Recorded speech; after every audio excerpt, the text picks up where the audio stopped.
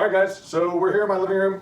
I've got my 70-inch Vizio TV. This is one that I picked up super cheap. It was broken and I repaired it in a video. I'll put a link up here.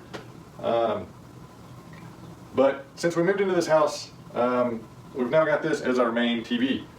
And it's a great TV, but at night when the lights are off and the TV's on with the giant screen, it's pretty harsh on your eyes. So I want to add some backlighting that illuminates the wall. It's called bias lighting. And I'm going to use not a kit specifically made for this. I just bought some an LED strip and a wireless remote control for it. The kits that you can buy pre-made kits specifically for this, and most of them will run off a 5 volts USB. Most modern TVs have a USB port on them, and so they're actually powered directly from the TV, and they're a really easy setup. This TV, however, because of the size of it, does not put out enough amperage from the USB port to power an LED string this long. So let me show you what I'm going to do. Okay, so here's what I ordered. The LED strip, the remote control and the controller, and the power supply all came in one kit. I think it was $13.99. It may have been on sale, but I'll post a link down in the description to what I got. I also bought these corner clips, and these are just some little snap clips. They've got some pre-made like 90-degree corner circuit board on there, and that is just so we get some nice clean corners without having to like flex the LED strip up or solder in wires or anything like that. These are real easy to do. All said and done, I think it was about 20 bucks. Again, I'll post links down in the description. So if you've never used these LED strips before, this kit comes with this end already soldered onto the strip. Now the strip itself, you can see there's lines through some copper pads, and you can actually cut those at any of the copper pad. Those corner clips that I've got will just kind of poke into those copper pads, and that's how it maintains continuity. So I'm going to figure out how I want this laid out. I know this TV is 3 foot tall, 5 foot wide, and I'm just going to do around the top and sides because the bottom you won't really be able to see. If this TV was hanging on the wall, I'd do around the bottom as well, but I'm just going to do the top and the sides. So I know when I add my controller in here, this controller, it controls both the brightness output, so you can get all the way down to 10% brightness up to 100%, and then there's also some different like flashing modes and strobing modes. I won't use any of those, but I may want to dim it down. So this will turn them on and off and control the brightness. So I don't want this laying here, so I want to make sure to position it so that I can kind of attach it up on the back side of the TV so it's not really visible.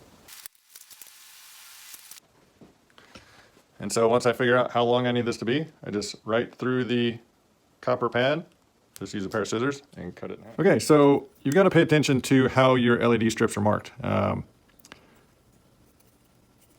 One side's marked positive, the other side's marked negative.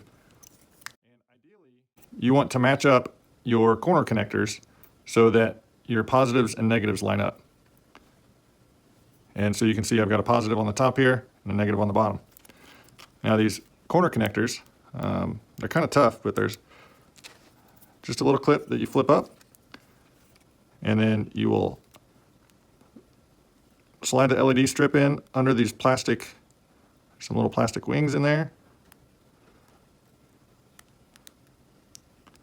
and make sure that the silver contacts are on top of the copper pads.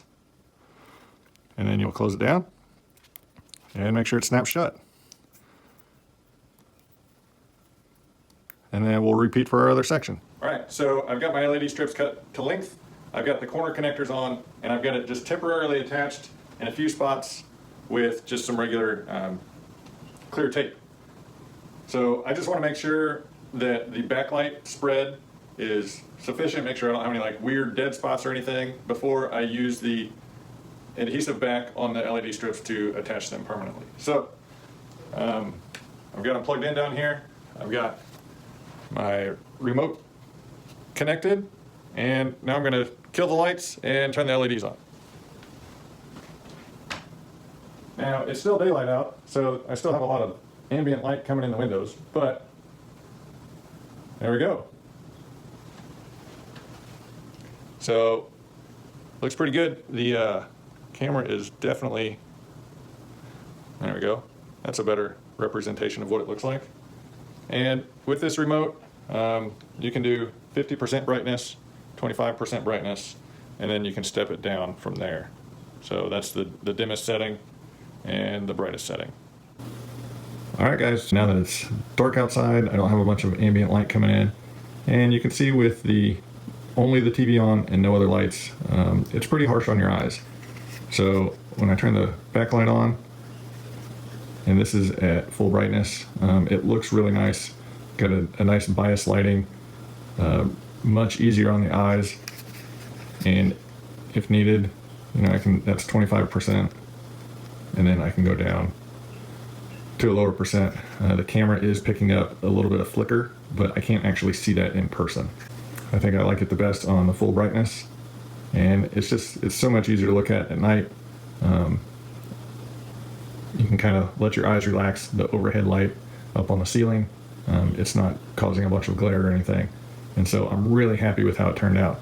I did end up adding some adhesive backed cable clips on the very back side of the TV, down towards the bottom down here on the back side, to hold in those the receiver for the remote control, just because it was kind of heavy and just regular tape wasn't enough to support it. So I'll post a link to those cable clips down in the description as well. So that's it for this one, guys. If you've been looking for a way to backlight a large TV and don't want to buy one of the kits specifically made, because they can be almost double the price of this, if not more, check the links down in the description. Super easy to do, really nice clean look, and great end result. If you like what I do, make sure to give me a thumbs up, hit that subscribe button, and leave a comment down below. I'd love to hear from you guys. Until next time, we'll see you later.